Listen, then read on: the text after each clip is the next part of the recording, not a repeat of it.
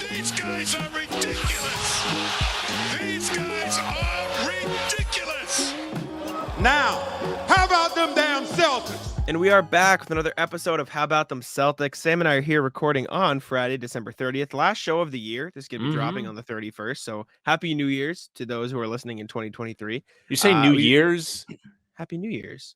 Happy No, New no, Year? it's Happy New Year's. Year. I confused New Year's Day and New Year, so I mixed up the two things. But Disastrous start. all right.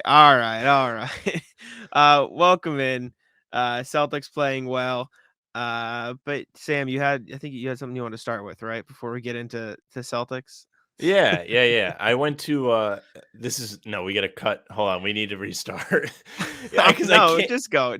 No, you dug the hole. Just go ahead. Keep going.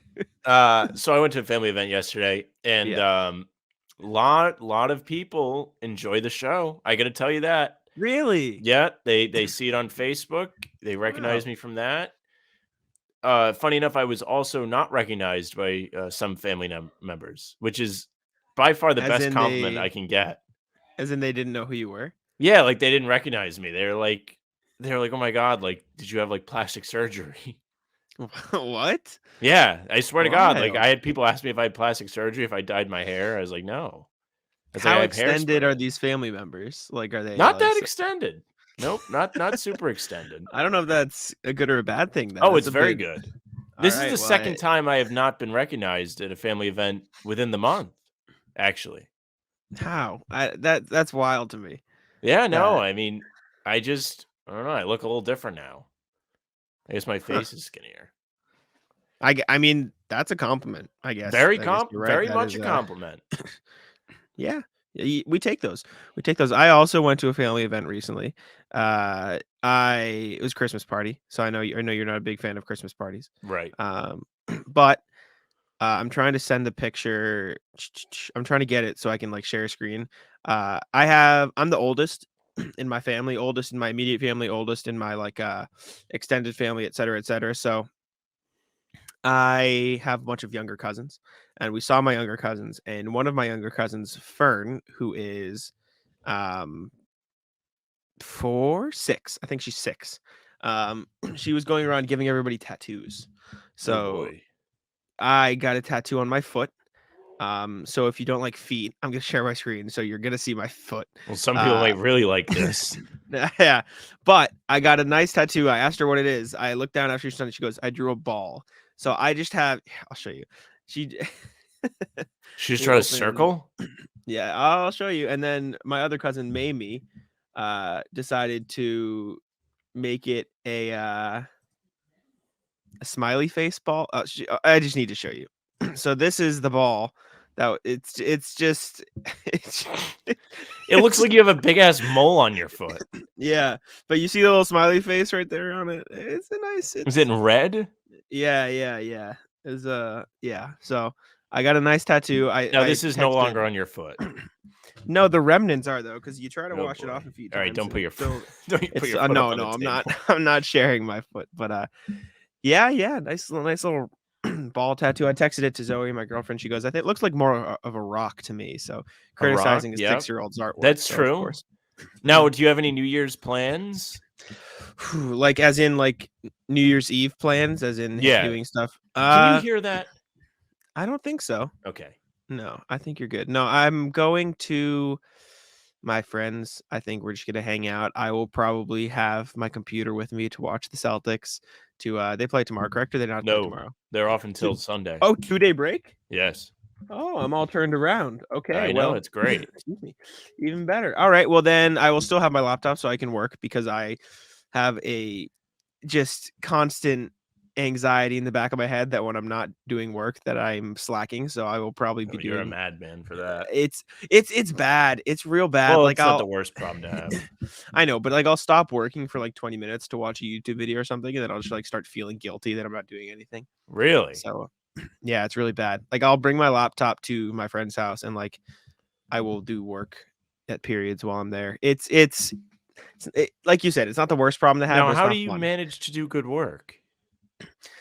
I mean, it's just You know, I like you don't have lapses in concentration. I feel like I would get distracted and like I I'd work be slower. half I mean, done. I don't work as quick, but like I'll get like one or two things done in the span of a couple hours, while it takes me like 30 minutes when I'm home, like just focusing on that. But I am excited though because I'm taking the train up to Ithaca by way of Syracuse on January 5th, I think. So a few days in New Year. But I love the train. I'm a big train guy. It's Good for like it's work. Yes, it's a long journey, but I enjoy the I don't know, it's just a vibe, I guess. Like you're looking out over the it's gonna be snowy, I assume, or just looking out the window. You can work the whole time, you can chill, hang out. I just really enjoy it. I don't know what about it I enjoy so much exactly, but the train is a big fan of the Amtrak, of the train, of the long journey up there. So I'm very much looking forward to it. I believe I have to take a train at the end of January because I have to go to New Where York to? for work. Hmm. We'll see. We'll see. See, I get a roomette when I take Amtrak, so I don't sit and coach or anything just because I figure why Mm. not splurge if I'm gonna do it a couple times. So I just have like a whole little room to myself, which is what makes it so Yeah, fun see for me. that'll make you like the train a bit more. Exactly. Yes. Yes. But I mean, even when I'm taking like coach or wherever I'm sitting, it's still fine. Like I still don't mind it. I don't know. It's enjoying. I enjoy Now, it. I enjoy it. I am going to Mohegan tomorrow, which is very Mm. exciting. I'm going with Smash the Odds as well as Friend of the show. the Spino, who is the originator of the Rat List. I love the rat list. So we have some good company at the casino. I will give an update on how it went. We're going all Mm. day because there's games on throughout the day: college basketball, college football Yep. playoff, which is Yep. the big draw there. I'm very excited. I got to tell you, I love going. This is going to be the third New Year's Eve in a row I will be at. Well, not Mohegan. I went to Foxwoods the last 2 years, What's and your game of choice? I like blackjack, but we're probably Mm. just gonna bet. Well, we'll play blackjack, but we're gonna mostly bet sports. Gotcha, gotcha. I'm a poker guy. I enjoy me some poker. I'm terrible, not good, You but play at the casino? no, no, no. But Oh, like, if I poker's were to play fun. a casino, like I've played casino games, and if I was to play one, I think I'd play like poker. I don't know. I enjoy it. I used to play when I was a Dude, kid. My dad had a poker set, so we would break it out. before COVID, me and the fellas would always be playing poker. We'd play multiple times a week. It was bad. I used to play with you on Xbox. I remember for a brief stint. Me and was it Frank? I think we played online that poker Yeah. game. No, but like we would go in real life and we would go Yes, like yes, multiple yes. times a week to a dude's house, play. And Fire, this was before COVID, so I had no of money. course. I made all my money in COVID because we were at the nursing home. They had the Hmm. hazard pay, like we were just reeling it. Like there was nothing else to do but work, so I was just making a Huge. ton of money. But Yeah. I was like I had no money, so it was my income. It was bad, very bad. Did you usually win or did you usually lose money at Yeah, poker? very sporadic, inconsistent for 50-50. me. Okay. Not the best source of income. There it No, is. Oh man. All right. Well, we can get around to the Celtics. I feel like we did a good job, entertaining outside of basketball. But Celtics have been playing better lately. 4-game win streak now. hmm Bad show host, me not knowing off the top of my head. But Celtics are excuse me, back on track after a rough stretch. They lost 5 out of 6, but then they've responded with a 4-game win streak. And I would argue the 4-game win streak is more impressive than the losing streak more was concerning. substantial. Yeah, If that's my opinion, I mean, losing to the Magic and the Pacers is not ideal.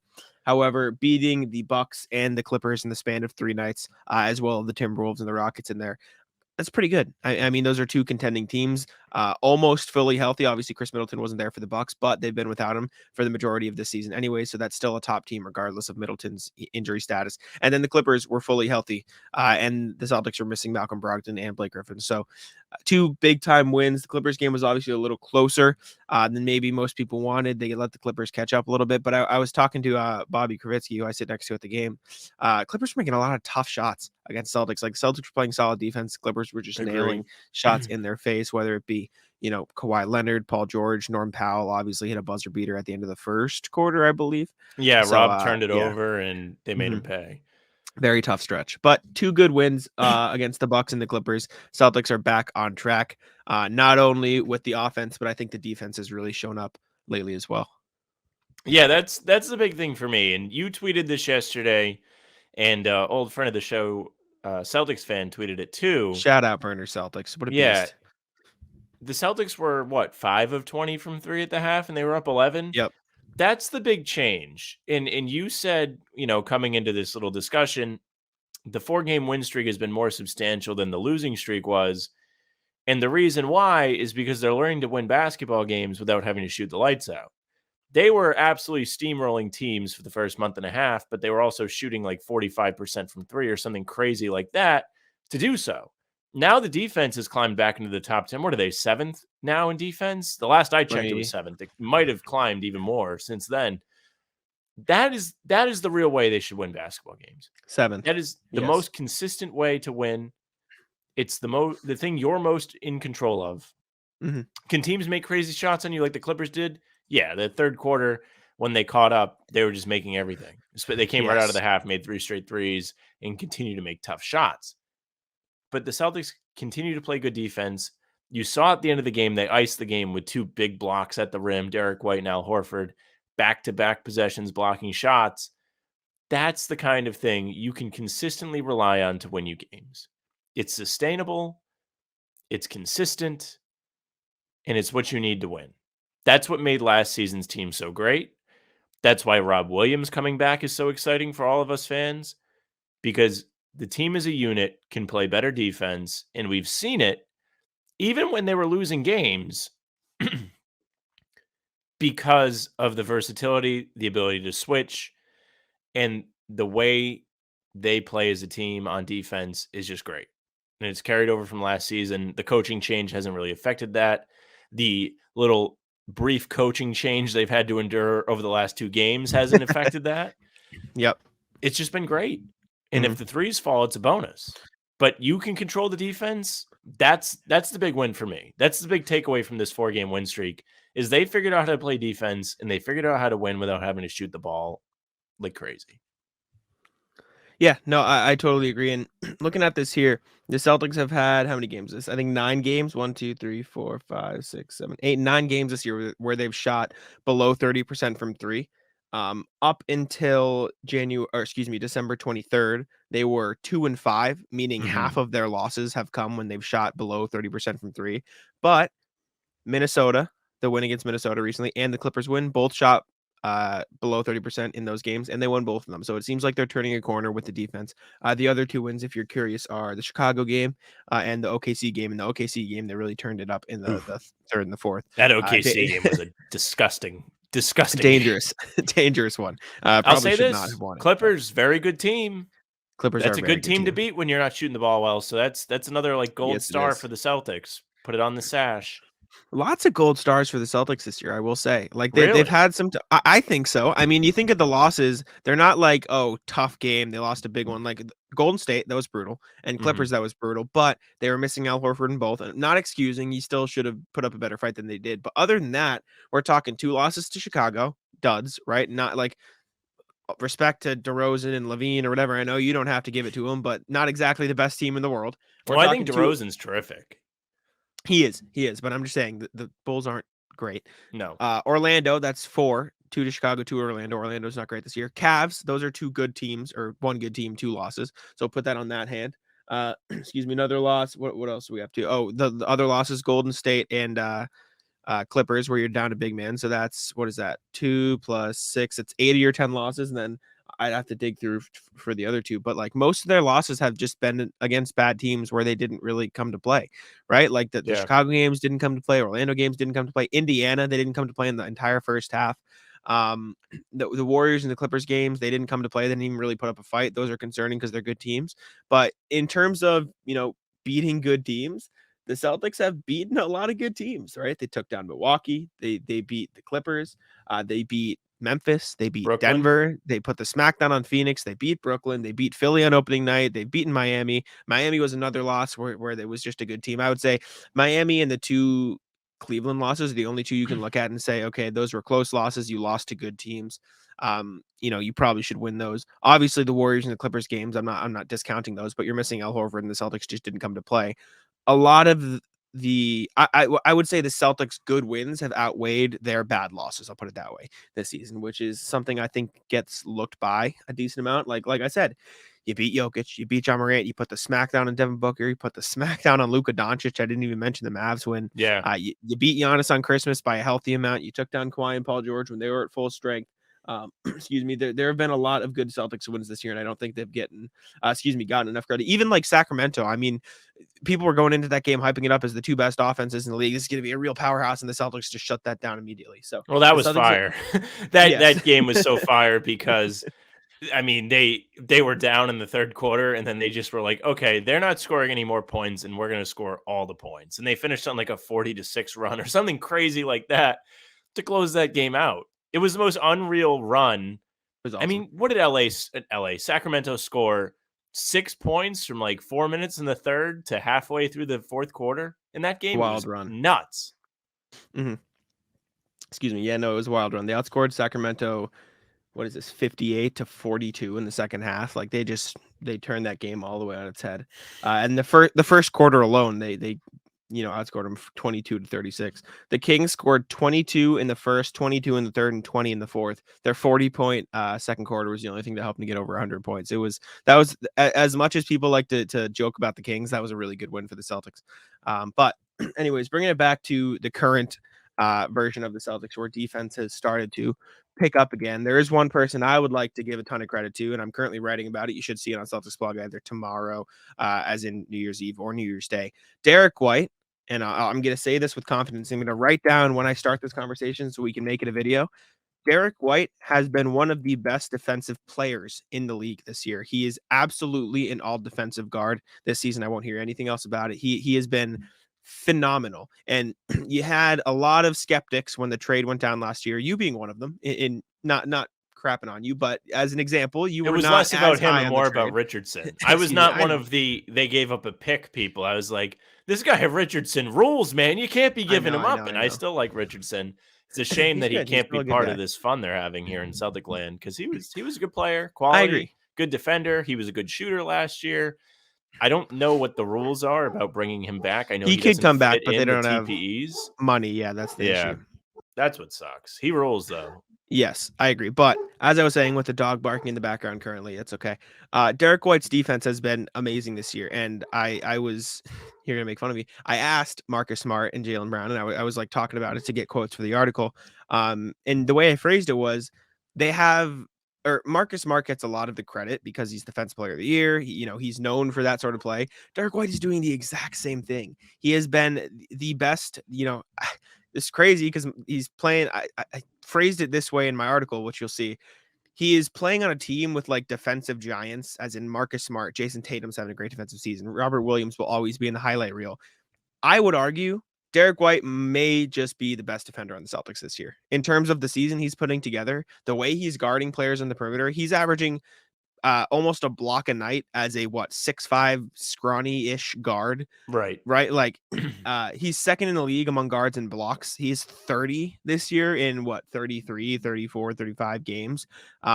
Only Shea is averaging more blocks than him. I'm going to find the stat here so we can pick on somebody I know you enjoy picking on. But as I said, Derrick White has 30 blocks on the season. Let's take a look at this right here. Let's see, where does my man rank? I'm just going to double check that stat. Yep, 30 blocks. Mr. Rudy Gobert is at 38. Rudy Gobert has 8 more blocks this season than Derrick White. I'll tell you what, right? Last year people were complaining about the first-round pick they gave up for Derrick White. How about giving up 5 for Gobert? And that's all he knows how to do, and he's not doing it that well. Derrick White has as many blocks as Jason Tatum, as many blocks as Al Horford, as many blocks as Jakob Poeltl, more blocks than Draymond Green, more blocks than Naz Reid, Mason Plumlee. Like, he is a 6'5" guard. He's put up 30 blocks this season, 29 steals, playing elite perimeter defense. He's second on the Celtics in plus minus. Behind Jason Tatum, he is second on the team in plus minus. That means the team is that much better on him in the court. His shooting went into slump in December, and his minutes didn't go down at all because that's how good he's been on defense. Like, and not this is without even talking about that Clippers game in particular. Like, that was his, coming out story for defense. Like, everyone now should realize how good he's been playing this year because he's been doing that all season. But like that block on John Wall where he blocked the shot, came down with the ball, and then threw it off John Wall's body on the ground. Crazy. That block on Paul George late in the game, that was a Robert Williams play. We saw Derrick White do what Robert Williams does. He came over from the weak side. He helped on Paul George. Jason Tatum couldn't get the block, so Derrick White did. That is what Robert Williams did all of last season for the Celtics. He played weak side, he played free safety, and he got blocks. Derrick White did that. And he did that against Paul George in a late game situation when the Celtics needed to stop. Like, words cannot describe how great Derrick White has been on defense this season. I'm going to attempt to do that in an article, so maybe I shouldn't say words can't describe it. But like, I have been beyond impressed with Derrick White, and he deserves all the love for all defense this season. Yeah, Derrick White's been great. I will say this, in that Clippers game, he did get picked on a bit. He's not perfect. Kawhi was targeting him. Yeah, he was the trying. only problem with Derrick White is he can't guard the bigger guys as well as like a Marcus Smart. Not that that's a problem, but the thing that separates the two players, I guess, if you want to go that way, is he's not a guard 1 through 5 guy, which you don't have to be a great defender. That's not a prerequisite. That's not a required aspect of your game. But during that Clippers game, when they were coming back in the third quarter, you saw them run pick and rolls or picks at the top of the the top of the key to target Derrick White. Now, it is Kawhi Leonard, right? He's a superstar. It's not like he's getting cooked by me and the boys. He's not. And I will point out as well, it's not like Derrick White was just getting, like, they're making tough shots. Like, Derrick White was still playing solid enough defense, but like you said, he is shorter, he is smaller, so there's only so much he can do in those spots. He's playing solid defense, but Kawhi in particular was getting to the spot he wanted to and getting the shot he wanted to, which, what are you going to do? It's Kawhi. You know, he's not some bum. He's a great player. He's a former Finals MVP twice. He's led 2 different teams to championships. He's no slouch. He's probably going to be definitely a Hall of Famer. There's no shame in that guy going to work on you. And it doesn't mean Derrick White's a bad defender, but to be devil's advocate, that's what I'll say is like, he's not guarding the bigger guys as well as a Marcus Smart. So maybe he's not the best defender on the team, but he does a damn good job at doing what he's asked to do, guarding the perimeter, staying with guys.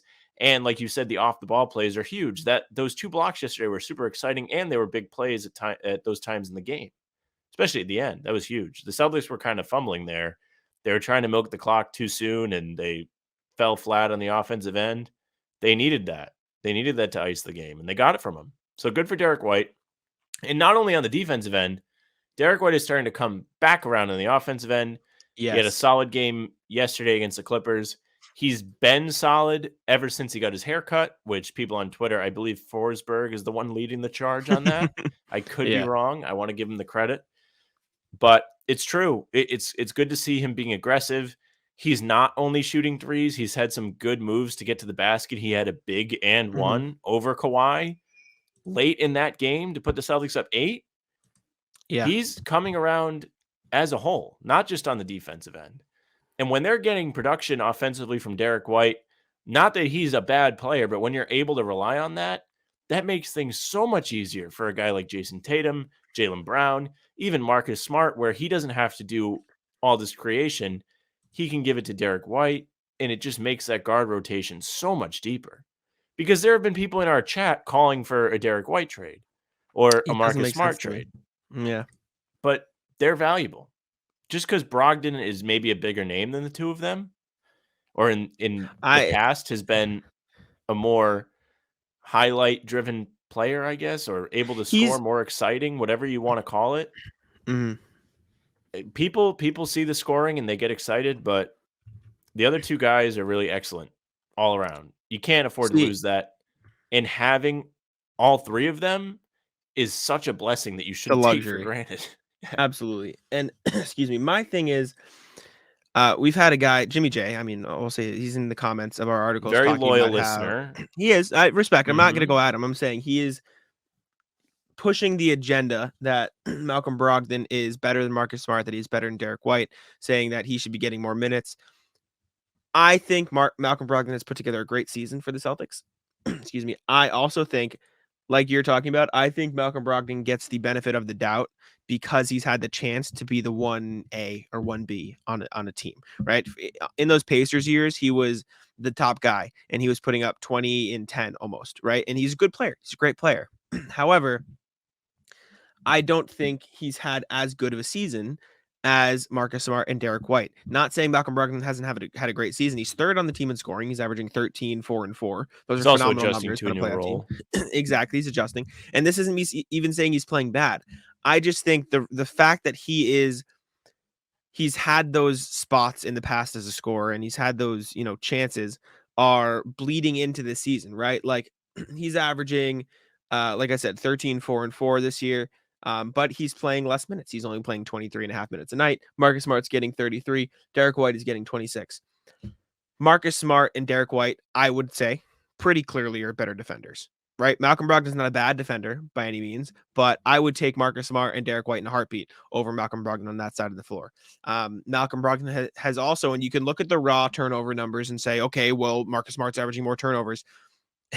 If you watch the games and you account for the minutes, I would say he's also been more loose with the ball than Smart and White. Have you seen that as well, Malcolm Brogdon, with the turnovers this season? It feels like that, especially when they were playing poorly Mhm. and they were dropping those games mid-month. It Mhm. felt like you weren't getting a lot from Brogdon. You weren't able to rely on him, and he was a little bit sloppy. Now, to circle back to the positive, though, Yes, he's been Marcus good. Smart has been absolutely excellent over the Oh, last yes. since he came back. He was sick last Wednesday against the Pacers, came back for the Timberwolves game, played then up until now. Again, excellent showing from him against the Clippers. What do you have? 18 and 9 with one turnover, maybe, if that. Against the Clippers? Let me take. Yeah, and he was throwing some crazy passes around. There's one in particular that stood out to me. He threw a bounce pass 2 passes away to Tatum, who was running the floor on the opposite side, and he got a layup out of it. That's a crazy pass. A cross-court bounce pass. How often do you see that? 17 points, 3 rebounds, and 9 assists, 2 steals. Okay. Yep. Yeah. 3 turnovers. And he had a which, big again, not steal. great, but yes. Yes, it was a strip steal on Kawhi at the top of the key, right? Is that the one you're talking about? Or are you talking about the other one? Yeah, it was Mhm. in the fourth quarter. He got 2 points out of it. Just a Huge. great showing from him over the last week. Absolutely. No, I totally agree. And I didn't mean to like pick on Malcolm Brogdon, because Malcolm Brogdon is bringing exactly what the Celtics need from him. He is a great scorer off the bench. He's a great facilitator. He's a great ball handler. I'm just saying the Celtics should be grateful that they have all 3 guys. We shouldn't be trying to split them up, and that's not what I'm trying to do. I'm just Mhm. trying to show appreciation to Derrick White and Marcus Smart, because for a lot of Celtics fans, they're flying more under the radar because they're so impressed with Malcolm Brogdon scoring, etc. Dude, people just get but bored. They yeah. were trying to break up the Jays for years. Now they're trying to Yeah, break up yeah. this 3-guard rotation they've got.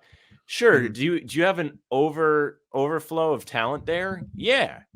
They're 2, 3, and Is it 4, going? excuse me, 3, 4, and 5 on the Celtics in scoring, right? Like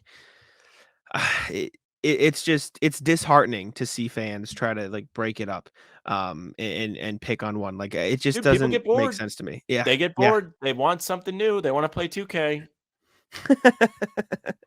That's a good way to describe it. We No, yeah.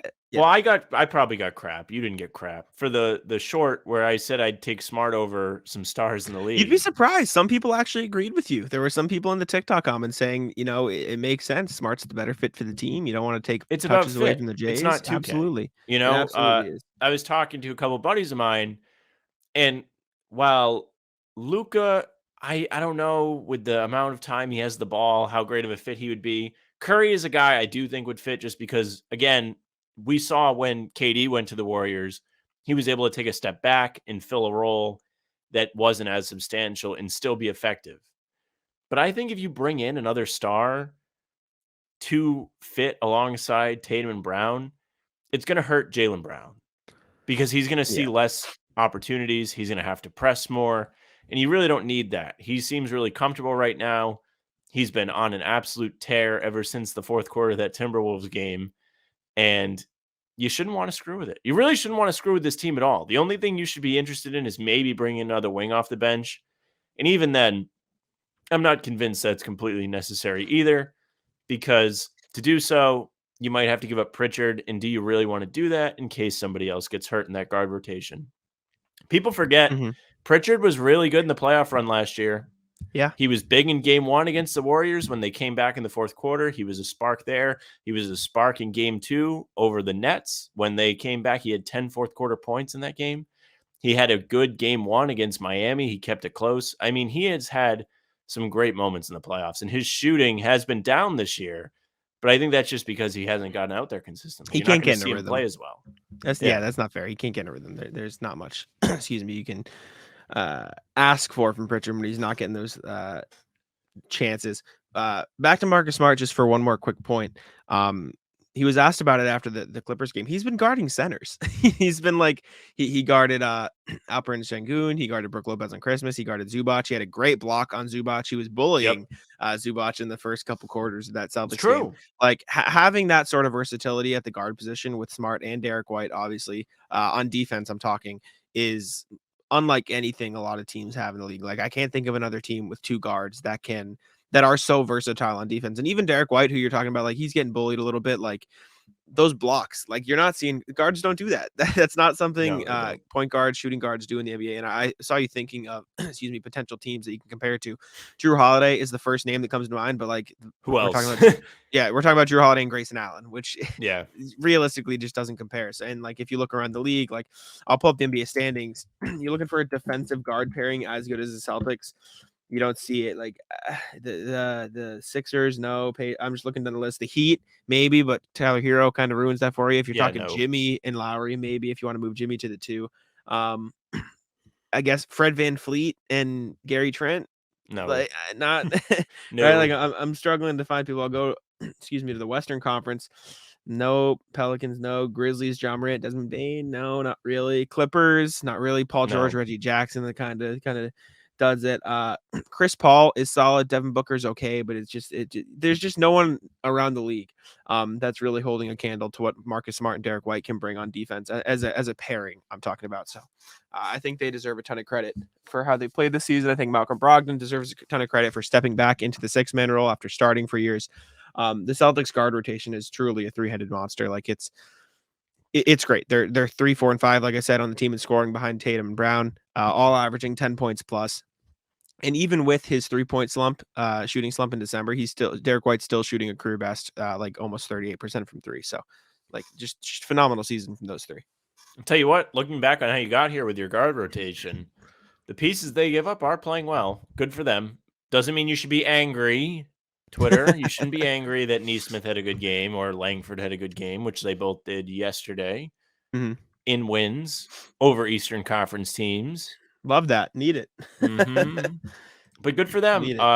Those guys weren't going to develop as Celtics as much as you might hate seeing them playing well in other uniforms. I don't hate it. Do you hate it? Because they're getting the not you in general. I know. No, I'm asking you though. Do you hate it or nah? No. I am number one. Like it wasn't going to happen here. It's the butterfly effect. If they stay here, they're not going to get the opportunity. They're not.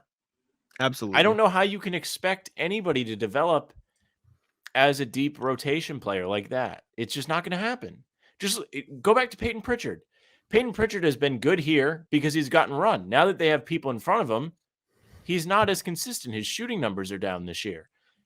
Look at Neesmith and Langford. Look who they're playing behind when they're on the Celtics. Tatum and Brown, which one of them is going to be in the game at almost all times. You're not going to get any kind of consistent minutes there, and you're not going to have a chance to develop. And when you are out there, you don't have any room for error. Of course you're going to play poorly. As a guy that's not consistently getting run, you have to go out there and press? No way. So good for them. Good that Neesmith is playing well for the Pacers. Good that Langford's helping the Spurs tank. I mean, what else can you want? Everything's coming up Ainge. Yeah. If you really want to be happy for someone, be happy for Ainge. He hit on like all his recent draft picks with the Celtics. And he got a haul for Rudy Gobert, who's a 7-foot fry cook. And, he's doing well over there in Utah. The team's winning, and he doesn't even want him to. That's rude. 7-foot fry cook. Well, French That's fries. foul. He's French. There you go. Sure. All right. What else I got here? We can talk Rob. You want to talk a little bit of Robert Williams here? Robert Williams came back from injury. What now? It's 8 games. Appeared in 8 games for the Celtics around that. 7-game homestand. Okay, 7. He's been amazing. I mean, these past few games have really been highlights. The Pacers game was awesome for him, but we're talking Rockets. I lost track. Rockets and Clippers game, both amazing. Bucks game too. Like he's been on a nice stretch here on the season. I mean, it's very small sample size, obviously. But he's averaging around 8 and 8 on the season, shooting 80% from the field. getting his block a game. He's playing elite defense. You can just tell how much his presence changes the way opponents attack on offense, right? He might not be getting the 2 blocks a game that he was getting last year, but just having him out there changes the way defenses think. Like, you can't switch on him. You can't attack the paint when he's hovering around there. And then even like on the other end, on the offensive glass, incredible, right? Like, the Celtics have struggled on the glass all season long. He's getting the defensive boards and he's getting the offensive boards. Those little tap outs he does, game changer. Like, they just feed you free, it's like second chance opportunities. Rob has been everything that I've wanted to see from him. I've been very impressed. Not only the second chance opportunities, but they're wide open shots because defenses aren't set yet when you get that tip out. He had one to Marcus Smart in the Rockets game, I want to say.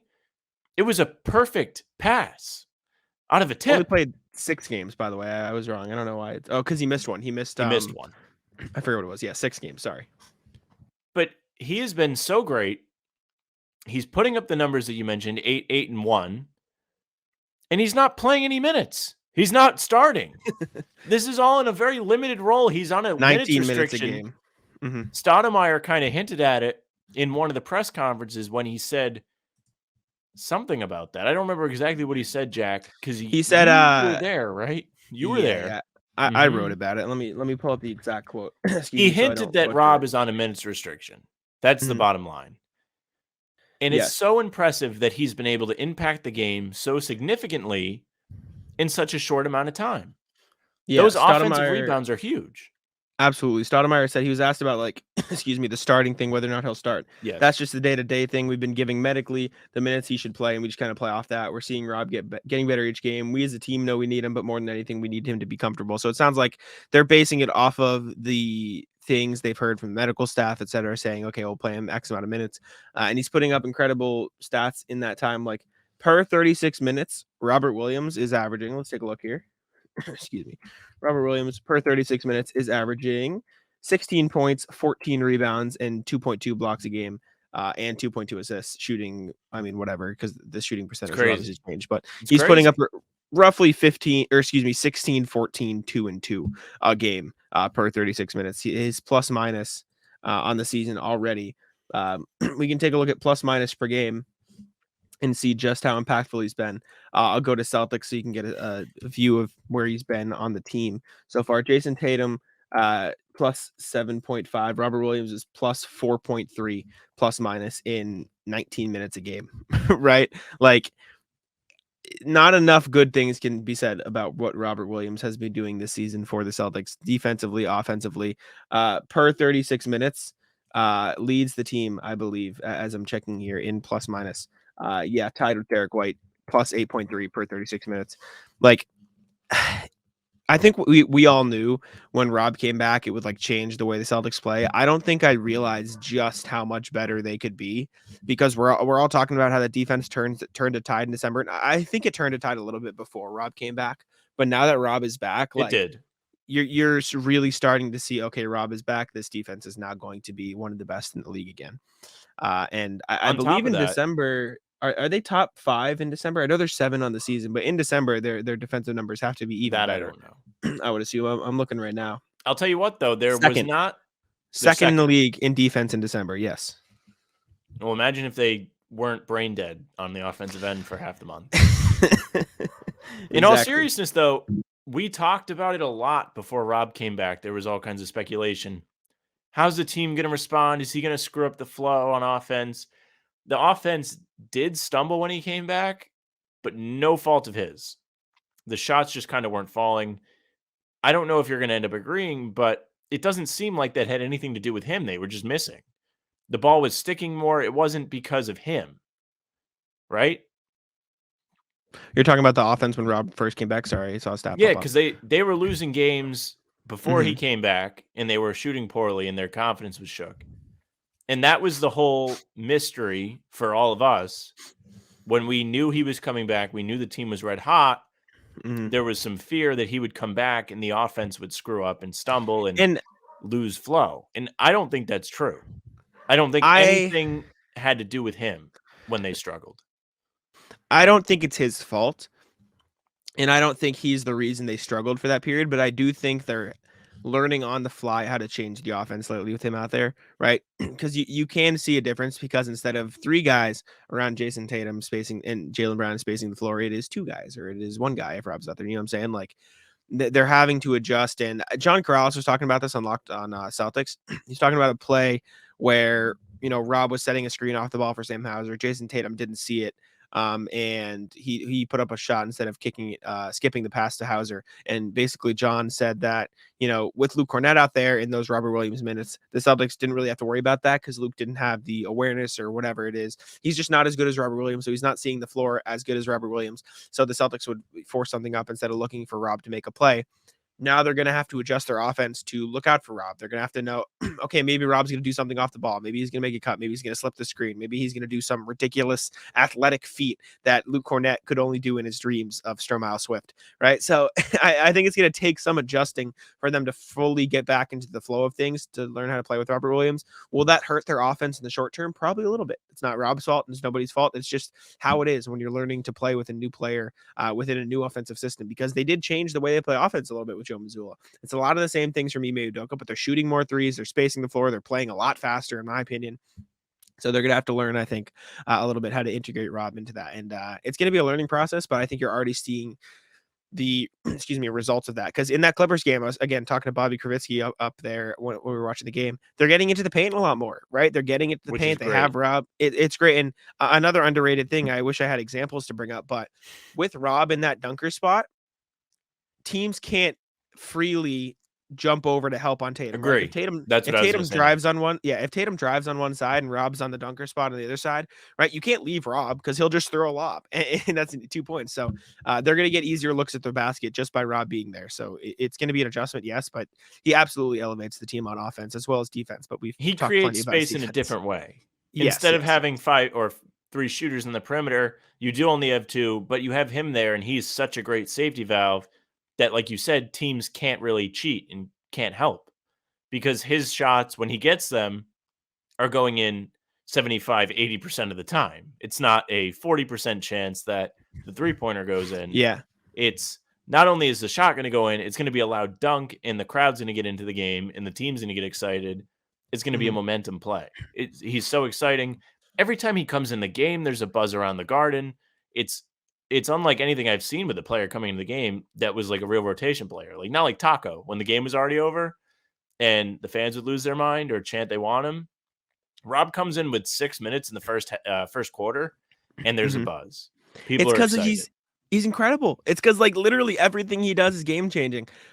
He is at his best, in my opinion, the 3rd best player on the team, right? Like, and I don't think that's that obscene to say. We've been upping Marcus Smart all season. Obviously, he's been amazing. Like, not enough good things to say about Marcus Smart. Al Horford's been great, but at his peak, Robert Williams should be and is the best 3rd best player on the Celtics team behind Tatum and Brown, right? His defense, his offense, everything he does on the court, even the under the radar stuff, like his vision, his passing, like those tip outs.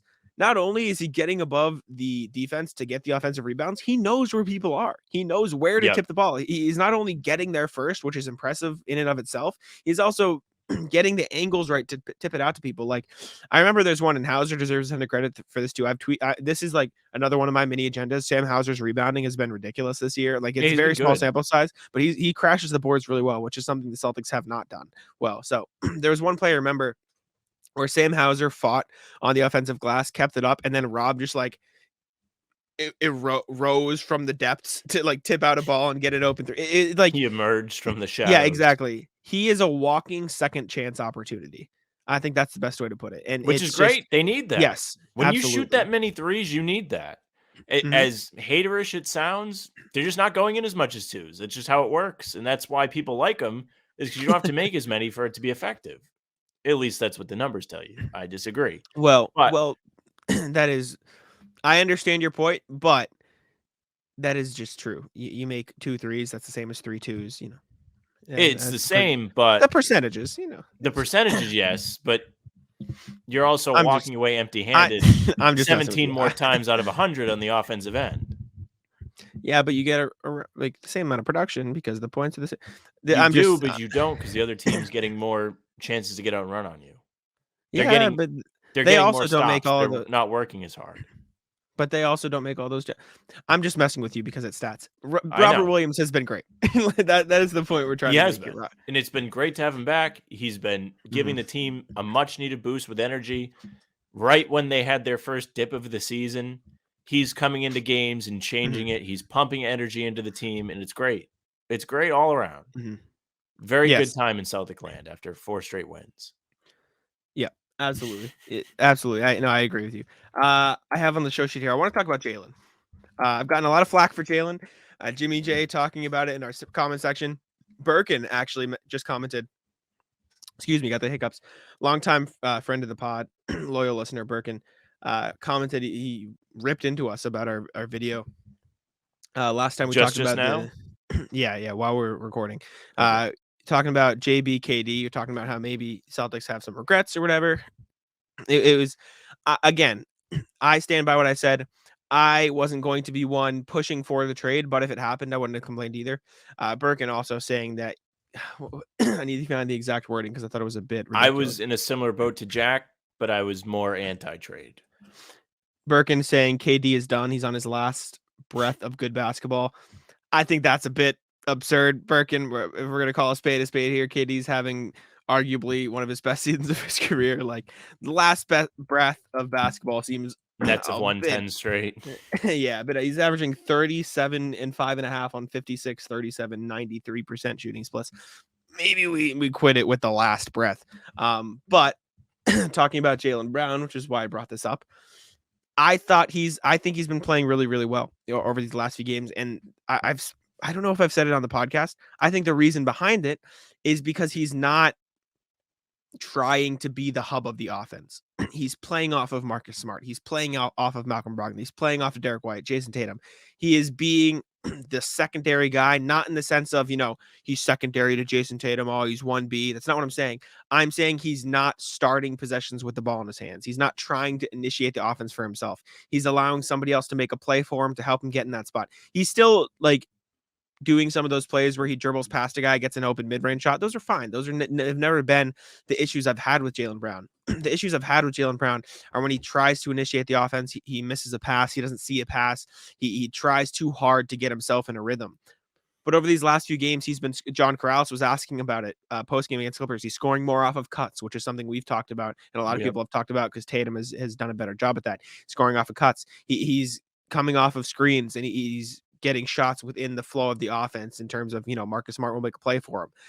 And I think that's where Jaylen Brown is at his best. And you've seen that over the last however many games. He's averaging 34 points and 5 rebounds and ridiculous efficient shooting percentage. I think it was 5 games is the reason I couldn't give you an exact number. I saw it on Twitter. But the style of play that Jaylen Brown has been playing over this 4-game win streak and even extending into the I think it's 11 quarters, some stupid number we came up with. The last quarter of the Timberwolves game on, he's been playing a lot better because he's been letting the offense come to him rather than the opposite way around. And I think that's where a lot of my gripes with Jalen came from. Why I wrote the article is because he was trying to force things too much. And there's still glimpses of that. It's obviously not perfect, but we're talking worlds different. And the Celtics, I think, have been a lot better because of it.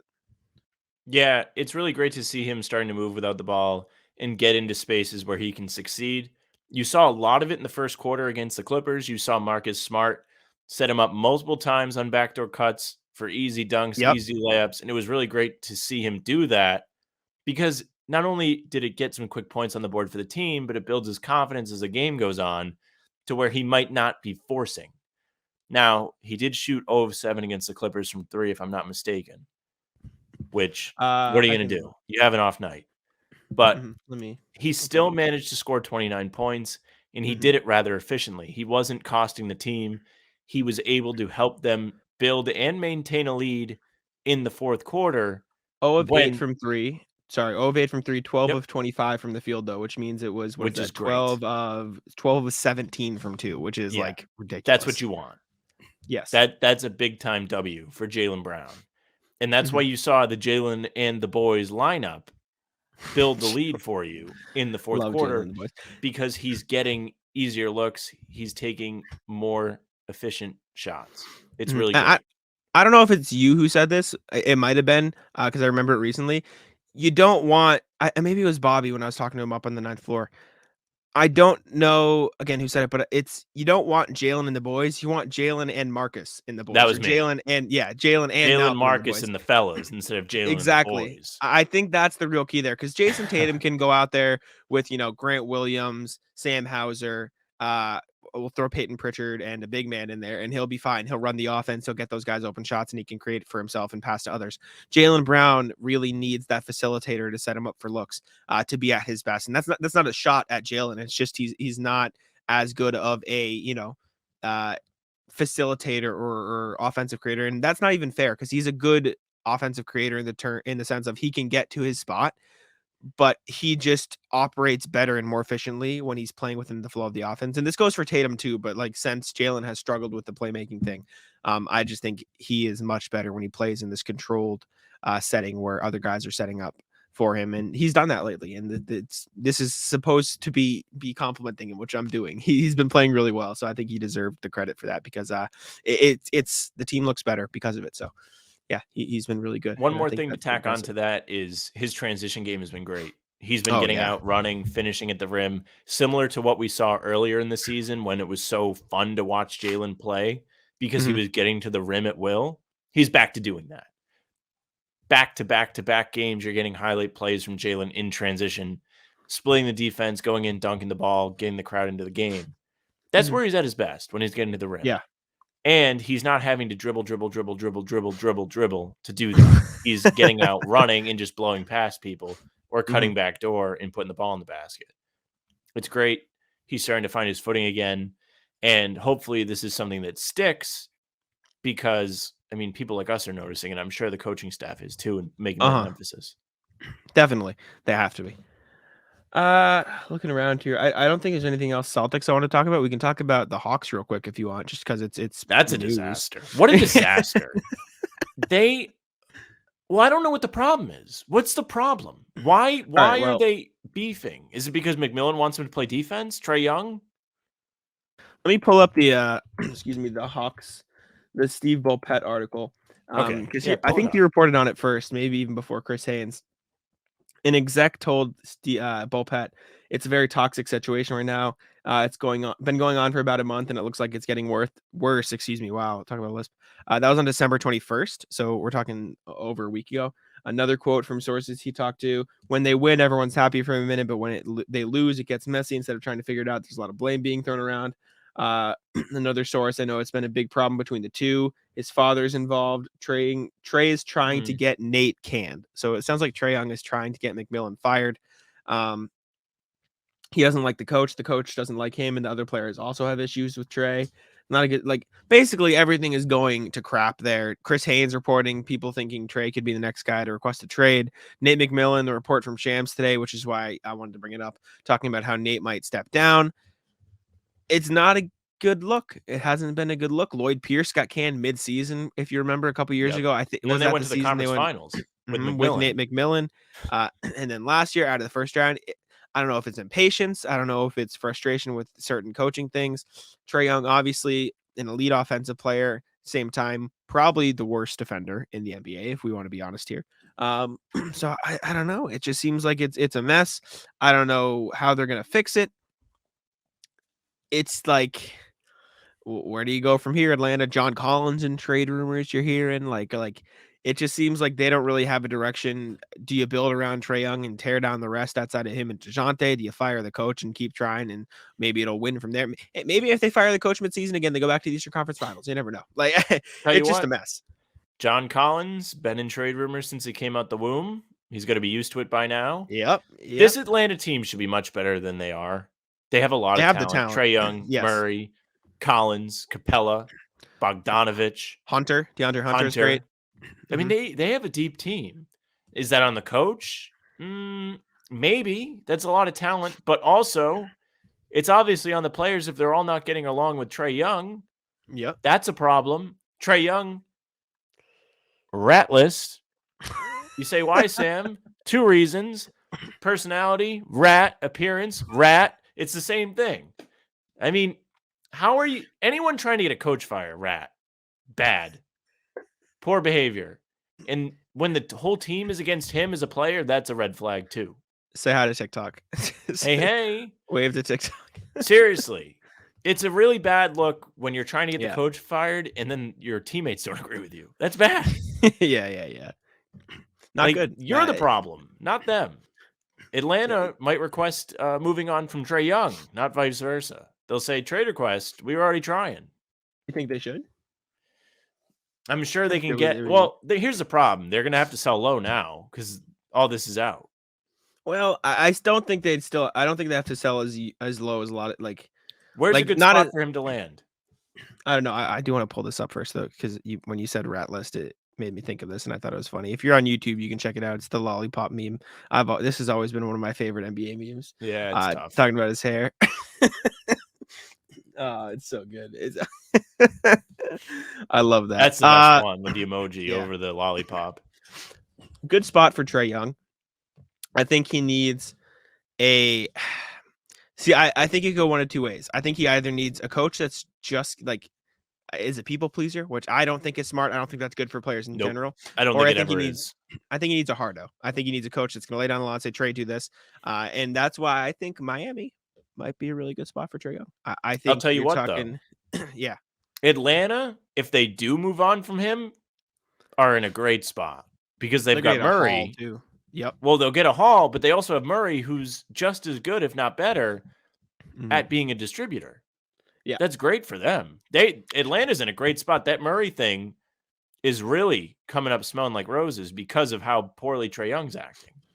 And if they let's really think of some teams where he could end up. if they Miami? do trade, What Trae are they gonna Young get from Miami? that's the thing. I'm not saying hands up, not coming for me. I've seen a lot of people saying, "Oh, just trade Jimmy," excuse me, for Trae Really? Young, which I don't think would ever happen. But I the don't think idea that's smart is for Miami. There goes your whole identity. the idea is Trae Young, Bam Adebayo, like in the pick and roll, like really not going to Okay, you stop have that. Capella, like We're not going to put Capella and Bam Adebayo on the same in level. the pick and roll, maybe. No. Not even As a close. catch and finish option inside, No. maybe. No. In his peak, maybe, but right now Capella is not the same as fresh out of Houston, James Harden, Capella. Like I think Bam Adebayo is worlds better than peak Clint Capella, especially on defense. The versatility, the athleticism. No. I'm literally just saying as the role man. I'm not saying all around. Bam is by far the better player.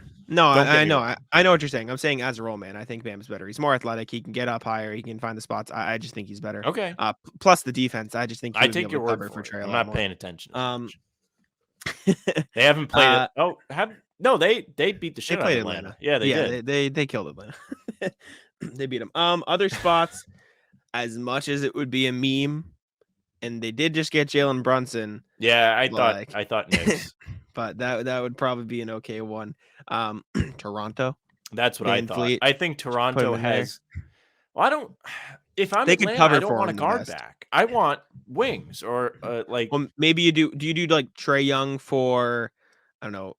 Trae Young, OG and maybe. for like OG and Van Fleet for Trae Young and John Collins. And we're talking just swapping the farm. I mean, I don't think that would ever happen. But like Trae Young to Toronto makes sense if you're getting back OG Anunoby. I wouldn't hate that. But then if you're sorry, I can't think Toronto, then you have Fred Van Fleet and Trae Young, which also doesn't make much sense. So Minnesota. they probably want to offload him. Minnesota's another good one. I mean, you could maybe do like D'Angelo Russell and I mean, actually, I would say Minnesota, but what picks do they have to trade?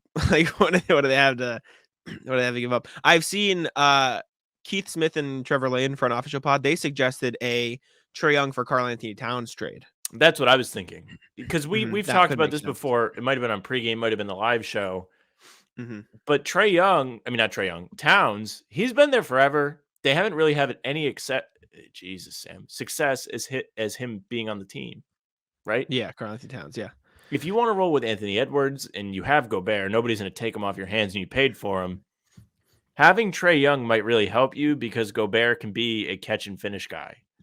Mhm. As much as I like to rip him, that's literally all he's good for on offense. So what about go on. it would ruin their identity a bit, but I think Trae Young and Zion in New Orleans, That could be fun for them. I I think mean, that'd they be have fire. things I they mean- could give up there. My issue is they just got CJ. Excuse me, but if you're talking like if you gave up like CJ Trey Murphy and some picks for Trae Young. Then you'd have Trae Young, Brandon Ingram, Zion Williamson, Larry Nance, Jonas Valanciunas, Herb Jones. Still, like, that's good. That's a good. Just squad. to clarify, if I'm New Orleans, I'm not screwing with what they have going on right now. I know. Winning, I agree. They're playing well, and you said the same thing. You just got CJ. Like, there's no need to screw with that. Yes. No, I totally agree. The Thunder could be a good one. Pair him with Shea, Josh Giddey, Chet Holmgren when he gets back. You just give him all the picks. Give him everything. You give him all the picks for Trae Young. That's your future. You got Trae Young. That might Shea be the best in there bet for a while for Atlanta. That could because be good. Atlanta, like I said, they're kind of set. They can let him walk and still be okay. Yeah. Like, I think in all seriousness, not that they should. You can pick from new talent coming in. Not that they should. They shouldn't let Trae Young walk for nothing. That's not what I mean. They can get no players in the immediate time in return and be fine. And you have those picks lined up, so you can just keep filling your holes that way. Yeah. You're not like the Celtics where draft picks don't mean anything to you. Orlando, I don't think that'd be terrible. He could really have the run of the show there. He'd have Paulo for the long run. Excuse me. In terms of what they would get back, you take a chance on John Isaac for defense, maybe moving forward. I think that'd be solid if he can ever get healthy. If you get like Markelle Fultz to run alongside DeJounte Murray, you could probably get back like a Mo Bamba too in that deal, and then you get some of their picks, which in the immediate future, those picks might not be terrible, even with Trae on the team. I think that could be solid. Like John Isaac, Fultz, Mo Bamba, and like 2 first-round picks or 1 first-round pick. Like, I don't think that's a terrible haul for Trae Young. So maybe that's another one, but I don't know. It's a very weird spot. I didn't think if I had to place a bet on, before the season, which player requested trade first, I would have put my bets on Bradley Beal. I would have said Dame, even though that's been years in the making and it hasn't happened. I would have said, I don't even know, just not Trae Young is the point. I wouldn't have said Trae Young on the list. So yeah, interesting how that works out. But yeah, man, it just seems like a very, very toxic situation in Atlanta right now. Nate McMillan, I feel like Nate McMillan is going to be gone very soon. Like, I just don't see how you can really move past the Nate McMillan stuff, right? Mm-hmm. Like, I think if you get rid of Trae, you're choosing sides here. So if you get rid of Trae Young, you're kind of picking his side. And from these recent reports, the players are having problems with Trae Young, not the coach. Peachtree Hoops, Am I missing anything? No, I know what That's you're saying. That's their Celtics blog. Yes, to sum up the last few weeks, SB Nation Hawks, Peachtree Hoops just tweeted this. Sum up the last few weeks, Trae Young buys $20 million home in LA. Interesting. John Collins trade rumors not up to 9,000, whatever.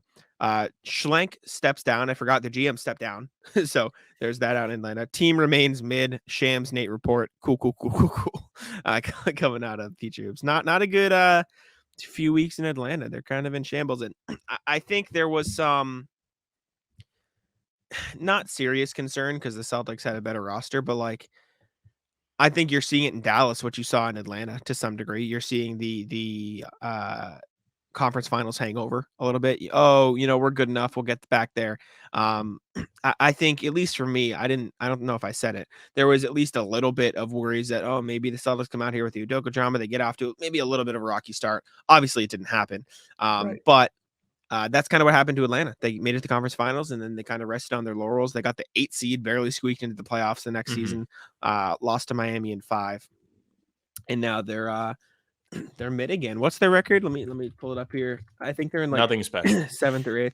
9th place, 17-18 now, behind the Knicks and the Heat and the Pacers. Pacers, by the way, I know we talked about them plenty. Awesome. Love the Pacers. Yeah, good for them. Good for Nesmith. Good for Halliburton. Cool. Likable bunch. Halliburton. Yes. Another guy. No need for an exterminator there. No rats. Yes. Miles Turner, another guy who's been in trade rumors coming out the womb. Yep. And then there's now talks of him getting an extension. So, I mean, cool, Indiana. Dude, if you're going to trade him, you got to have him under contract. What do you think? Yeah. You're right. My bad. I think that's all I had, though. I think Bust out the cards. Covers it all. Oh, yes. Let me get it. Hold up. It's in my backpack across the room. That's fine. One sec. All right. Yeah. I forgot to do it. Can you still hear me? Yeah, I can hear you. I forgot to do it when we were at the game. I had it in my backpack, and I was going to do it on the pregame, but I forgot. But I do. See, I do have the cards. Do we have? How many do you want to do? 1, 2, 3. What do we 2, 3. It was fun last time. 3. Let me pull up.